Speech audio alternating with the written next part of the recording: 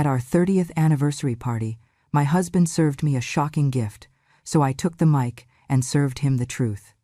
Just sit there, Mom. Try not to embarrass yourself, Derek hissed, his tone thick with contempt. You're too old for speeches anyway. Honestly, do not start with your stories tonight, Mother, Janice added across the table, swirling her wine. This is a modern event. People don't care about the past. Then Brielle, sharper than usual, sneered. Mom doesn't understand a single thing about my career.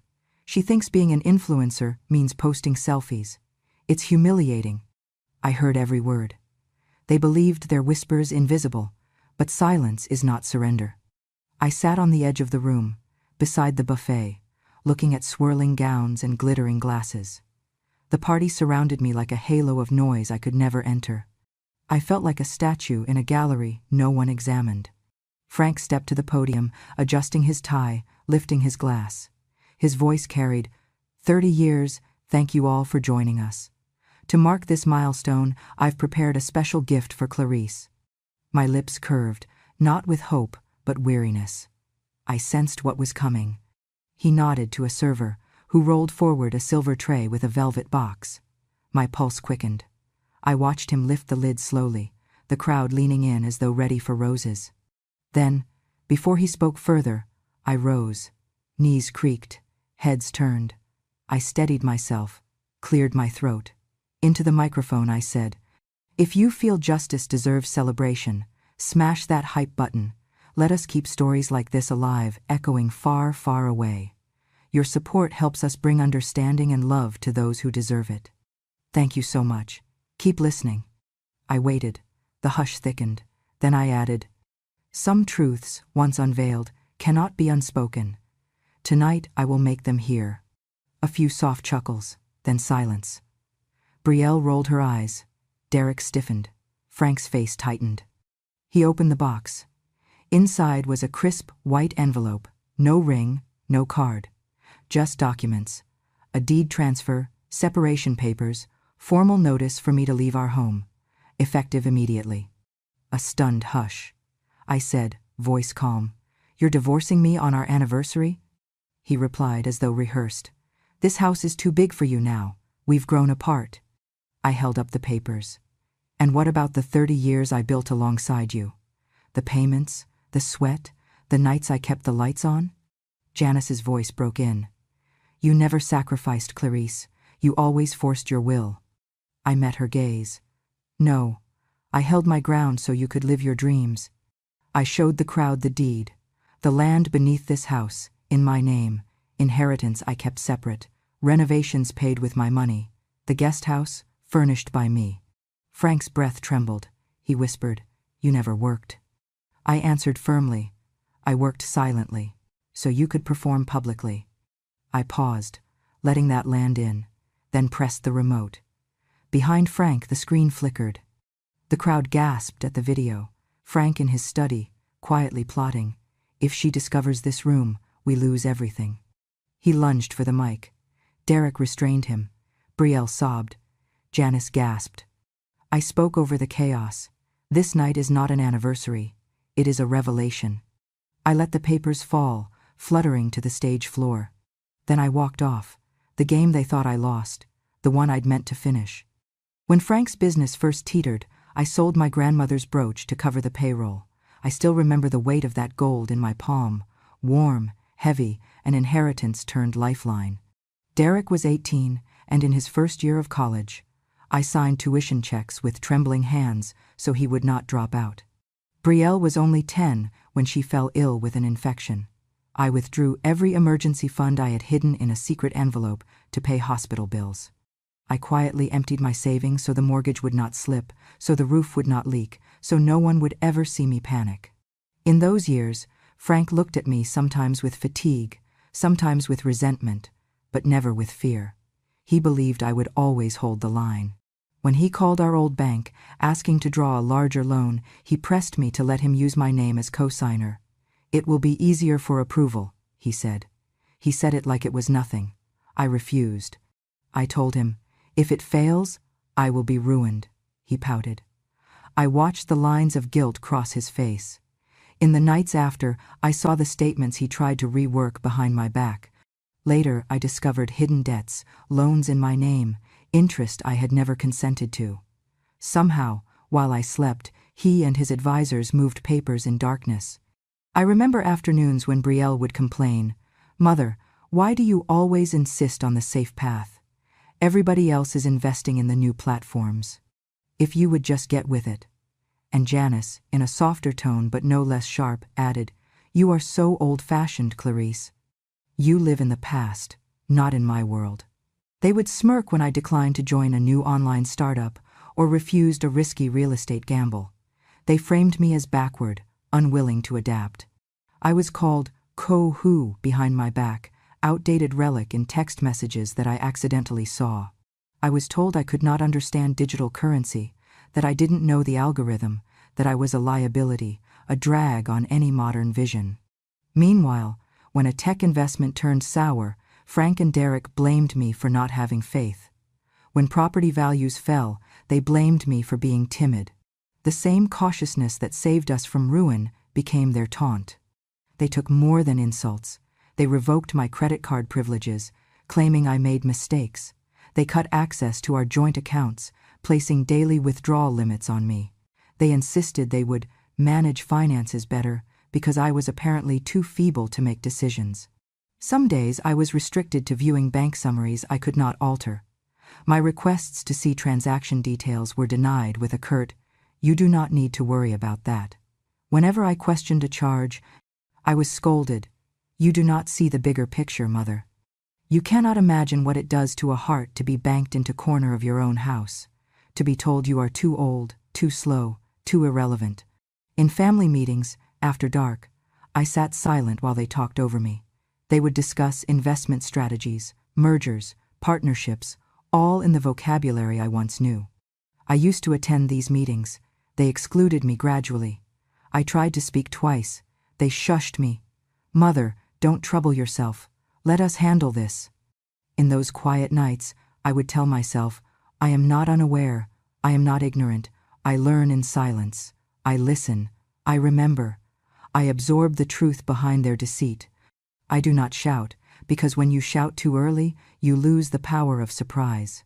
But there were nights when doubt crept in. I would stare at old photos.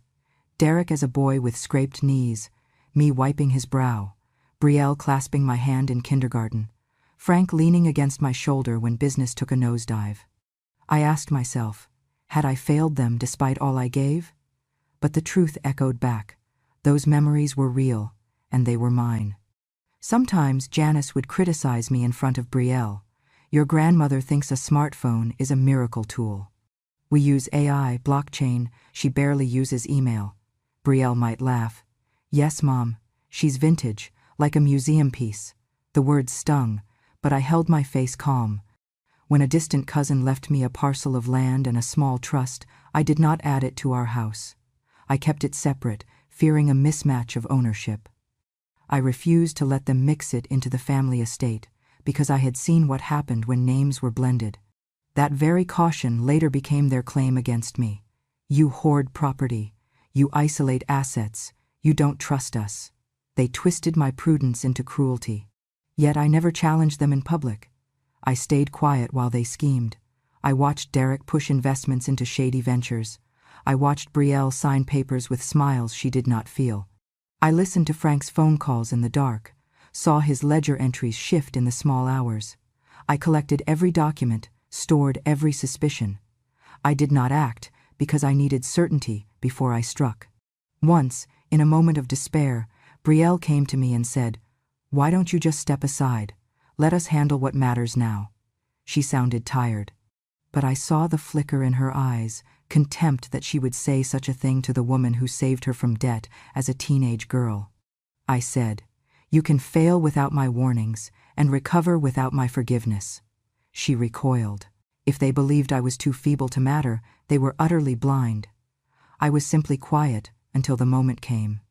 So when I stand on that stage tonight, and when I reveal what they thought I did not see, they will understand.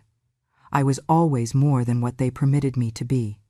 I had been moved to the spare room at the end of the second floor. They told me it was to give Frank and Brielle more space. In truth, they made it clear I was no longer central. The room was smaller, its paint faded, the carpet worn. My view out the single window showed nothing but the side alley and a fence. Some nights, the faint sound of laughter and music drifted in, reminding me of the party I was no longer invited to. All my personal things were boxed. The dresser I had owned for decades was emptied without notice. The jewelry box, I discovered later, was gone, the keys missing.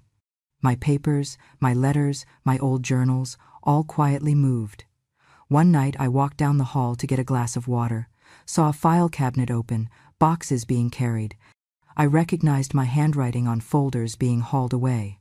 I tried to stop them. They said, "You're imagining things."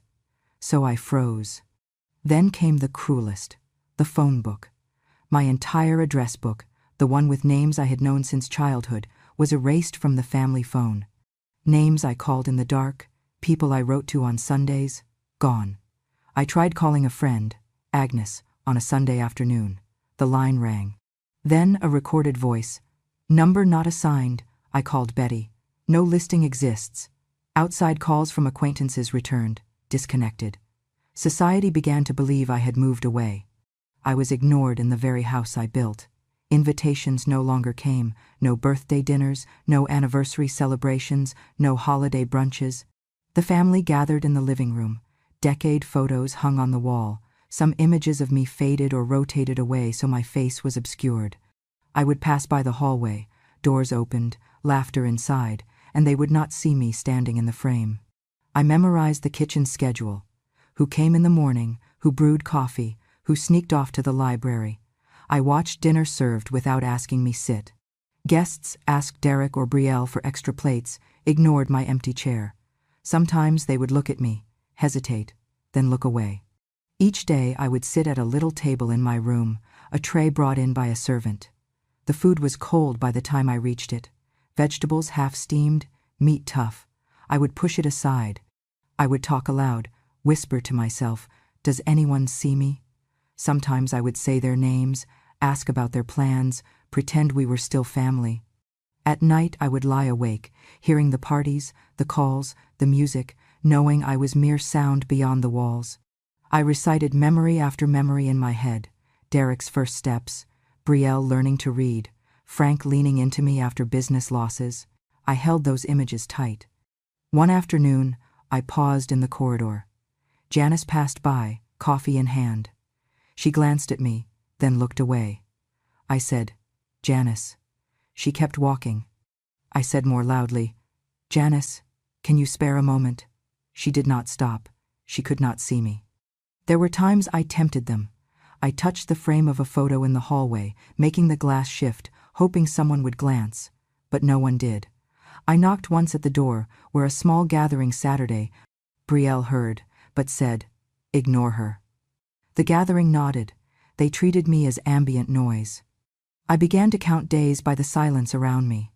On the 53rd day, I walked into the living room just as guests arrived. I stood in the corner. No one acknowledged me. Derek introduced a speaker. Brielle made a toast. I stood. I drank their neglect. I closed my eyes and whispered, "They don't see me, but I am still here." And in that moment, I resolved. The next time I entered a room, they would have to see me. I stood in the center of the ballroom, beneath warm chandeliers, as Frank cleared his throat and raised his hand. The chatter died.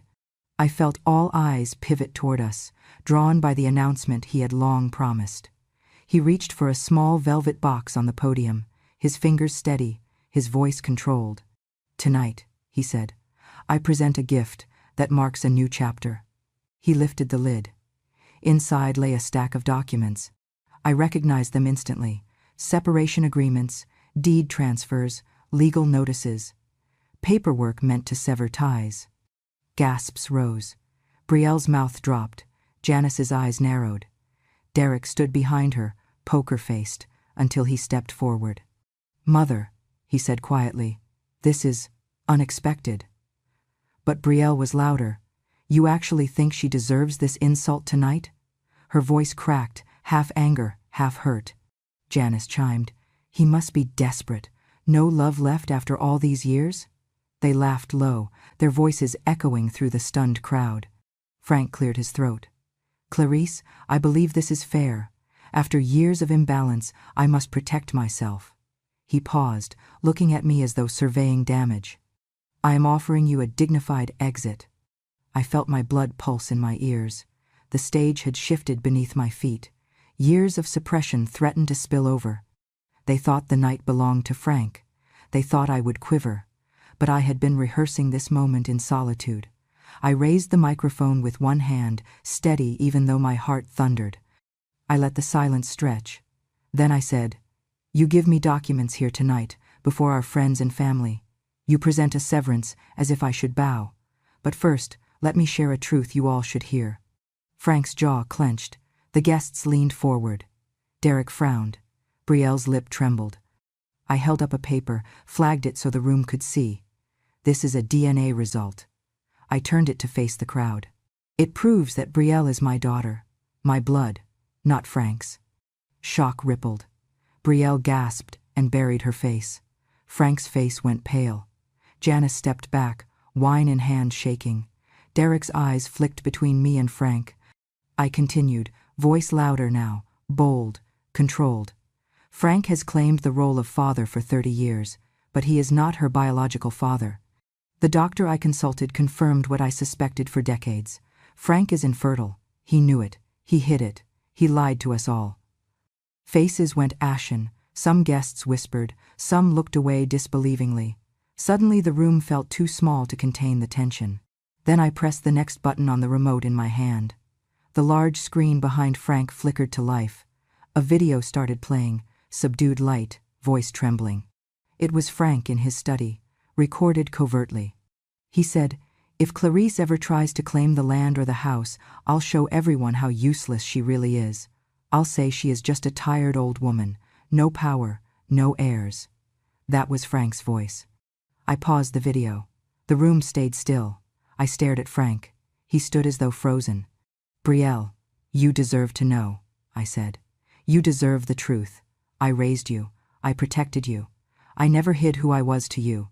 But he hid everything from us all." Brielle looked up, tears in her eyes. Derek's mouth worked. Janice's hand covered her mouth. Frank stammered, This is outrageous." He stepped toward me, hand outstretched. "Clarice, put that mic down. You don't know what you're doing." But Derek shoved Frank back. "No, let her speak," he shouted, surprising everyone. The crowd murmured in agreement. Some rose to their feet. I raised my voice. "Tonight, we do not celebrate 30 years. Tonight, we confront 30 years of deception." I lifted another device. "Ladies and gentlemen, please check your tables." At each seat lay a little USB stick. Before the audience's eyes, phones lit up, screens clicked. On their monitors appeared documents, drafts, contracts, transfers, and financial statements Frank had used to coerce me. He believed I was silent, but I released them tonight. Encrypted, unbreakable, evidence of coercion, forgery, secret debts signed in my name. A hush fell. Frank's face twitched. Brielle wept openly, her knees weak. Janice reeled back. Derek swallowed. Guests whispered about betrayal and the cruel irony. The man who claimed to gift a divorce had gifted evidence of his own ruin. Frank lunged for the mic. I braced. Derek held him back. Brielle sobbed. Janice shook. I held my ground and spoke over the rising clamor. "Do not try to silence me. The truth is louder than your lies." Frank's voice cracked. "You will regret this." I looked at him with calm fury. "No, Frank, I will not regret reclaiming my voice, and you will not silence this crowd again." I turned to the guests. Tonight is no longer an anniversary. It is a reckoning, a confession. And I let the papers drop from my hand, fluttering to the stage floor like broken promises. The lights dimmed. Some guests applauded softly, others gasped. The night forever changed, and so had I. That night, after the echoes of my confrontation at the party had died down, I slipped down the back staircase. The guests still lingered, champagne in hand, voices soft. I carried a flashlight and a key I had hidden, age-worn and bent. My heart drummed, but my steps were steady. I descended to the basement beneath the house, through a trap door I alone knew. The hidden room was cold, dusty, lined with shelves of boxes. Centuries of silence sat in that room. I switched on the flashlight, and dust motes danced in the beam. I pulled aside old tarps and unlatched filing cabinets. The air smelled of must and memory. I found it all. Stacks of land deeds, letters from decades past, loan contracts in my name, forged signatures, and secret mortgages I never agreed to. I opened one faded envelope and read, "This must be signed immediately, or we foreclose the mother's property." It was addressed to me, in handwriting meant to mimic mine. Beneath it lay old medical letters, doctor's notes referring to Frank's condition, confirming what I had always suspected. In one folder labeled private, I unearthed a yellowed birth certificate, my name as the mother, but father blanked out. Alongside it, a more recent certificate falsified by Frank's associates, listing himself as father. I swallowed hard. I pulled up a video drive concealed behind a false wall. On it, secret recordings of Frank in negotiation. In one clip, he says, "She must never know. If she ever digs here, we lose everything."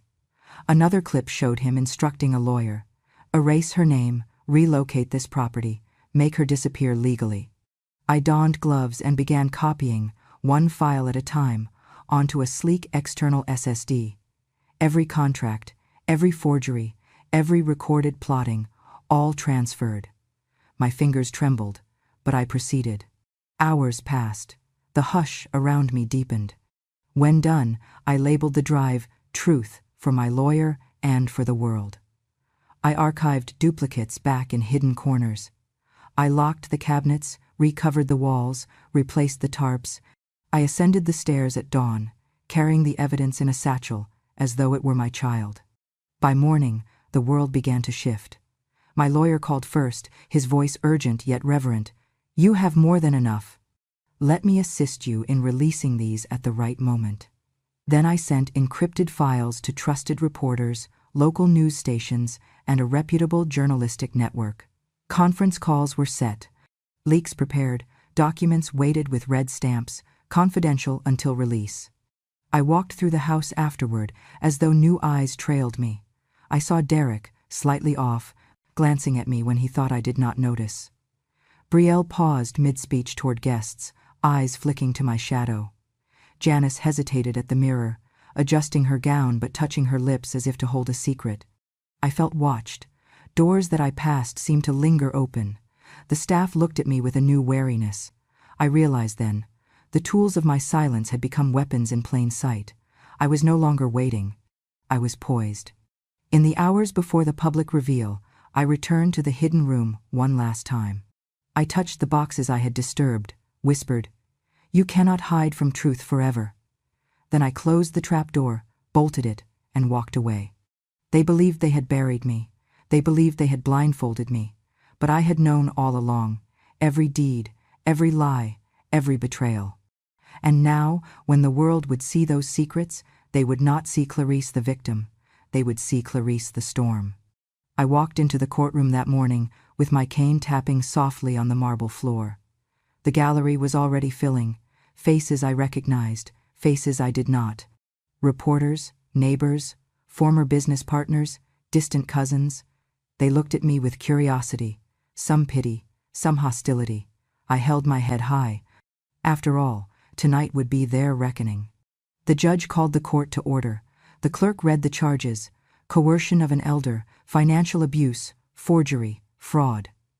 My heart thumped, but my voice was steady as I stood when asked. "I solemnly swear to tell the truth, all of it," I said. My lawyer, an old friend named Marcus, rose first. He laid out the evidence. The documents from the hidden room, the USB drive dissemination, the DNA tests, the recorded video statements, the forged contracts in my name. He walked slowly through each exhibit, giving a narrative of betrayal, manipulation, and deceit. When the defense attorney stood, he aimed to paint me as a feeble old woman, vulnerable, unreliable.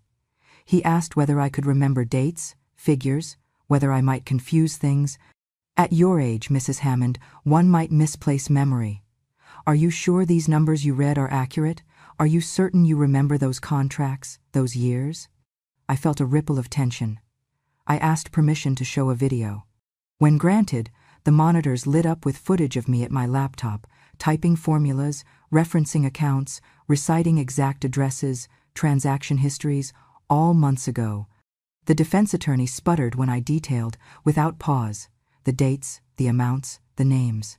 The jury watched as I toggled spreadsheets, decrypting files, answering questions Marcus threw at me. Frank was next. He looked as if he had aged 10 years in a night. The prosecutor confronted him.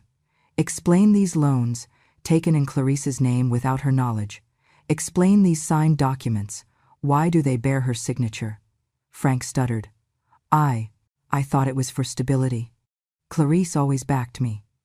Derek attempted to intervene, but was reprimanded by the judge. Brielle's face crumbled. She shook her head, unable to give testimony. Janice was in tears. At one moment, Frank rose, voice trembling, trying to shout over me. She is lying, he cried. But I held my ground, raising a single document, a copy of a ledger from the hidden room. I asked him to explain line by line. He could not. The judge admonished him. The room gasped. Marcus then asked for a moment for a voir dire, allowed me to be cross-examined briefly so the jury could see I was lucid, aware. I asked questions about recent news events, technology, financial terms. The defense attorney floundered, trying to suggest my confusion. I answered plainly, clearly, without hesitation. The jury watched the tides turn. The judge asked for closing statements. Marcus's were fierce, laden with moral weight. She was betrayed by those she loved. But today, law honors those betrayed. The defense fumbled, trying to diminish the evidence as technicalities, misinterpretations. After a tense hour, the judge pronounced, "We find the plaintiff, Clarice Hammond, was coerced under undue pressure and deception into signing documents. The separation and deed transfers are null and void. The assistance of assets and contracts in her name without her informed consent are ordered reversed. An investigation shall commence into fraudulent signatures and financial abuse. This court will ensure justice is not silent any longer." The courtroom brimmed with noise, some cheering, some crying. Frank cried first, collapsing in his seat. Derek sobbed. Brielle covered her face. Janice stared vacantly. When I walked out, reporters shouted questions. Flashbulbs stung my eyes. I paused at the doorway and turned back, speaking loud enough for every mic to catch. I did nothing. I only let the truth speak. Then I stepped into the sunlight, leaving the courtroom door closing behind me.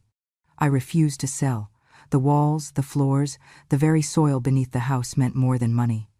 After the court ruling, when lawyers urged me to liquidate assets and move somewhere quiet, I said quietly but firmly, "No, I will stay. I will build." The next morning, I convened my first board meeting. The Clarice Hammond Legacy Fund was born. Its mission: to help elderly people stripped of rights, forgotten by family, robbed of dignity. We set up grants for legal aid, safe housing, memory support. The first grant went to a woman in our town whose children had cut her off. My heart clenched when I read her letter. I thought I ceased to belong. Then came the restoration of the house. I transformed it into the Center for Compassion and Heritage. The Great Hall became a library of local history, books, photographs, oral histories, preserves of memories. One wing became classrooms, writing, art, legal literacy. Another became archival rooms where my own evidence, documentation of deceit, was preserved as a public exhibit, truth unburied. Outside, I planted gardens with benches and plaques, quoting old letters and memories of the past. Derek approached me first. His shoulders stooped, eyes heavy. "Mother, I'm sorry," he said in a voice breaking. We were wrong. If there is any way I can help." Brielle followed, tears on her cheeks. Janice behind them said softly, "I did not see you. Forgive me." I looked at them. Their apology was healthy, but actions mattered more. I agreed. on condition that they publicly apologize at the center's opening ceremony, in front of neighbors, press, friends. Only then would I allow them involvement in the project. They nodded gratefully. The local press caught on fast. Headlines read, "Elderly woman reclaims legacy, turns betrayal into benevolence. From broken marriage to broken chains, Clarice Hammond rises." Reporters interviewed me in the new library, children reading in the background, elders sharing stories in quiet corners. They asked how I felt. I said, "I feel seen." On opening day, I stood at the podium in the garden courtyard, the public benches filled. Derek, Brielle, Janice stood behind me. Cameras blinked. I looked at my children. I said, "You once called me a burden. Tonight, I choose to carry something with purpose, this center, this legacy. If you want to stand with me, you must first stand before all and say, 'Mother, I was wrong.'" They each stepped forward. Derek's voice trembled. "Mother, I'm sorry I called you irrelevant. I'm sorry I sided with him. I was blind." Brielle, voice shaking. "Mother, I regret ever doubting you. You loved me before I understood what love was." Janice, "I took you for granted. I failed you." The crowd leaned in.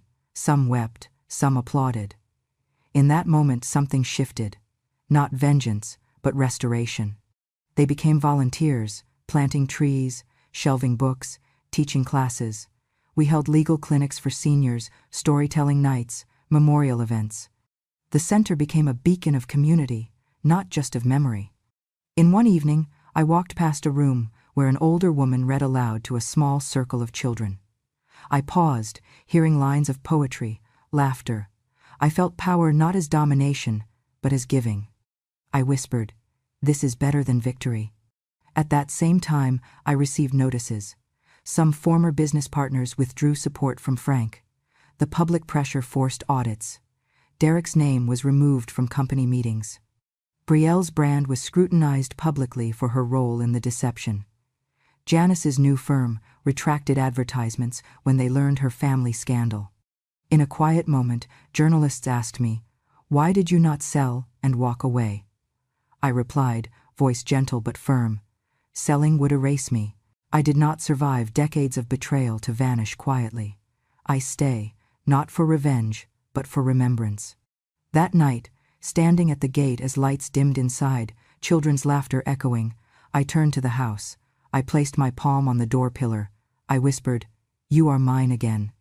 Then I walked away, not in bitterness, but in triumph. I stand outside the gate of the center as the last rays of sunlight stretch across the sky. The sign above me reads in stone, "Clarice Hammond Legacy, where truth leads the way." The gold letters glint softly in the evening glow. I do not step through the gate just yet. I place my hand on the bark of the oak tree in the yard, a tree Frank and I planted when life still felt possible, when hope still breathed. My fingers trace the grooves, the age rings beneath the bark, the scars left by storms and time. I close my eyes for a moment. I remember that same spot decades ago, the day we dedicated this land, when Frank stood by me, guests applauding, children laughing. I wore a dress of pale blue, young, unscarred. I believed in us. I believed the future would forgive mistakes and heal wounds. I believed we would grow old together. I believed more than I should have. Now I stand here again, older, weathered, but not broken. The crowd inside the center murmurs, a swelling hum of pride, recognition, astonishment. I hear applause, the doors open. Figures appear in windows. Derek, Brielle, Janice. Their faces, lit by interior light, reflect a mixture of regret, reverence, hesitation. They watch me from behind glass, from within walls I once shared. They expect me to return, to cross that threshold again, to receive their forgiveness, to reclaim my place. But I do not. I will not tonight. They should see me choose dignity over dependence. I turn slowly, letting my back face the crowd. I begin to walk along the sidewalk that leads away from the center, away from applause, toward the quiet street. My footsteps echo in the hush of dusk. The oak's shadow stretches behind me, long and silent, like a sentinel. In my mind, I replay memory. As a younger woman, I stood here, holding a child, watching guests arrive, opening doors, sharing laughter. I believed in small kindnesses. I believed in love that endures. That version of me would not recognize this moment, but she would understand its necessity. I feel the gaze of many on me, and I carry it lightly. I refuse tears. If tears come, they will remain private. I refuse the role of victim in their story. I refuse to be the one they remember as broken. I intend to be the one they remember as unbowed. Inside, the crowd's applause softens to silence, then begins again, a steady crescendo. They are not clapping because I return, they are celebrating that I rose, that I held truth, that I transformed betrayal into legacy. My children come forward, but I keep walking. I hear one of them call, "Mother, wait." But I don't pause. I do not look back. I will not let them see me cry. Not now. I recite to myself the manifesto I whispered at the podium. I do not need their love. I only need them to remember that I existed, not as a shadow, but as someone who held the truth. And the key I carry tonight does not lock doors.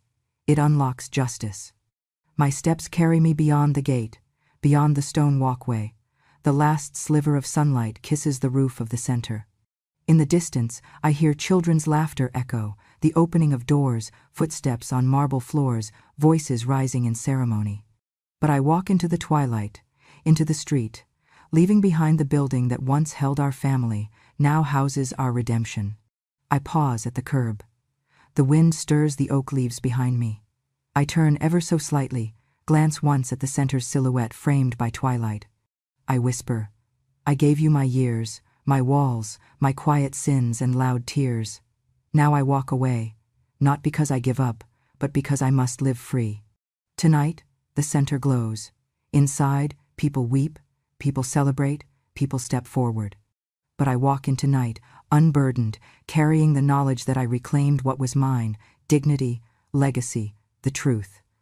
I step onto the pavement, the keys of memory heavy in my pocket. A car passes, headlights sweep me. I see my reflection in the windshield, lined face, clear eyes, upright posture. I nod to myself. Here is someone who refused to vanish. And as I walk away, the last line forms in my heart. I do not need them to love me. I only need them to remember me, not as a faint echo, but as a living presence. I clutch that in my chest. And the key I hand tonight is not for locking doors, but for opening justice. My footsteps fade. The lights behind me dim. The night takes me onward, but the legacy remains.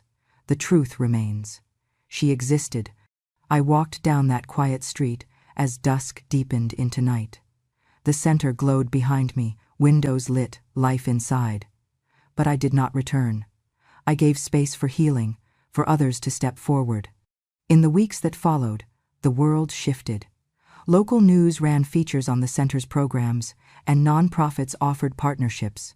University historians wrote articles about the women who reclaimed their name. My name appeared in more headlines than I had seen in decades, not for scandal, but for change. But with light comes shadow. Frank challenged the verdict. He filed appeals, tried to smear my reputation, claimed the evidence was tampered. Derek and Brielle were pulled into depositions. Media grilling, questions of complicity. Janice's firm faced backlash too. It was messy, it was painful. Yet I watched it from the quiet rooms, offering statements when asked, controlling my narrative. I allowed them their fights, I had fought mine. I would not be dragged into mud just to prove I could wade in. One evening, as I walked through the archives in my center, I paused before the evidence exhibit, the documents, the photos, the recordings. I touched the glass case that held Frank's ledger. A young woman curator peered over her laptop, recording visitor reactions. She thanked me. "This place changed minds," she said. I nodded. I visited a senior in the community who had lost his home after his children excluded him. I sat with him as he cried, held his hand, told him, "You are not invisible." He looked at me as though meeting someone who understood. I heard from distant relatives. Some sent letters of apology. One cousin wrote, "I never believed you would have the courage you did. I'm sorry I dismissed you as feeble." I replied, "You believed I was silent, but I was listening." At home, I still slept in the old wing. I reopened my window to let moonlight in. I kept the oak tree view in my mornings. The smell of soil, leaves, dusk, they reminded me of roots, of strength. Derek visited one afternoon, tentative. He offered to help with an expansion proposal. I accepted, but told him conditions: transparency, consultation, no exclusion. He nodded, tears in his eyes. Brielle came too, with a proposal for a youth scholarship fund under the legacy. Janice offered to help with PR work. We sat together at the garden bench, a tentative family, not as before, but remade. But not all roads heal. Frank remained aloof. He avoided public events. I saw him in the distance once, watching the center lit at night from across the street, head bowed. I did not wave. I did not approach. I allowed him the silence he helped create. A year later, the center held an anniversary celebration. Children read poetry, elders recounted stories, volunteers showed exhibits. The board unveiled a statue in the garden, a simple relief carving, an oak, a key, and the words, "Truth Lives." The plaque read, "To those who were silent, to those who remember, may the key of justice forever unlock courage." I walked that day through corridors filled with laughter, voices, footsteps. I passed the archival room with my documents. I paused at the old courtroom poster on display. She let the truth speak. I thought of that moment, the mic, the gift, the revelation. In the dusk, I returned to the oak tree. I placed my hand on its trunk. I whispered, perhaps to memory, "You carried me, you rooted me." The wind stirred leaves overhead, as though in reply. Inside, lights dimmed. I heard music, applause. I turned, walked away. The center shone behind me. I walked into my future, freer, visible, lasting. And in that walk, I felt the key in my pocket, warm and heavy. Not a weapon, not a burden. A tool. For opening, for remembrance, for justice made tangible. The world knows my name now. But more than that, they remember how I stood. If this story touched you, if Clarice's quiet strength and long-buried truth made you feel something deep, then please, do not let it end here. Hit that subscribe button to join our community at Grandma True Stories, where forgotten voices find the mic and justice echoes in every word. Every week, we bring you real stories, from the silenced, the underestimated, and the wise, stories that deserve to be heard. And if you believe, like Clarice did, that dignity has no expiration date, then share this story. Let it reach someone who needs to remember. Even shadows carry power. Thank you for listening. See you in the next story.